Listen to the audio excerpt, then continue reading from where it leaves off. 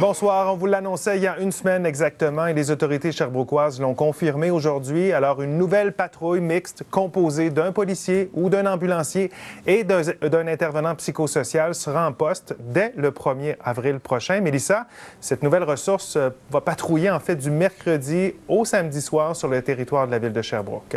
Oui, tout à fait. Le mercredi et le vendredi, ce sera la patrouille jumelée d'un policier et d'un intervenant psychosocial, alors que le jeudi et le samedi, ce sera plutôt un ambulancier avec un intervenant psychosocial. Le but, c'est de répondre plus rapidement et plus adéquatement aux situations de crise que vivent les personnes aux prises avec des troubles de santé mentale. Mais on veut également éviter le plus possible l'hospitalisation et l'incarcération. L'an dernier, le CIUS plutôt de l'Estrie-CIUS a enregistré plus de 4000 visites de personnes présentant des troubles de santé mentale ou psychosociaux. Et ça, c'est seulement en l'urgence de l'Hôtel-Dieu.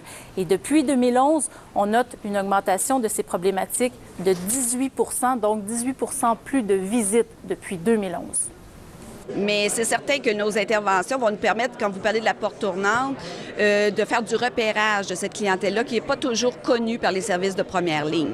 Donc, elle consomme beaucoup de services en santé mentale, par exemple, de deuxième ligne, et peu de suivis ou ne sont pas connus ou en première ligne. Donc, on veut aussi, un autre objectif, c'est vraiment d'être en mesure qu'ils soient partie prenante de notre offre de services. Et dites-nous, un centre de crise ne serait pas pertinent également pour permettre de peut-être mieux gérer la problématique? Il serait certainement, et ça fait longtemps que le milieu le réclame.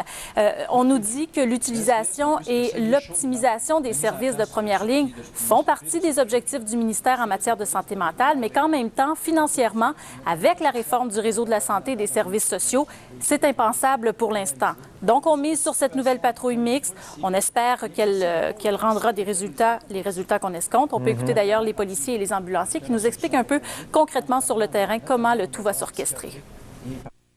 En première ligne, un véhicule de policiers double, que 2 policiers dedans, pour rétablir la situation de crise, parce que assez souvent, c'est des situations de crise où l'individu est instable. Et une fois le rétablissement effectué, l'EMIP pourra arriver en deuxième ligne et reprendre le contrôle de cette situation-là pour assurer un suivi adéquat de la personne vers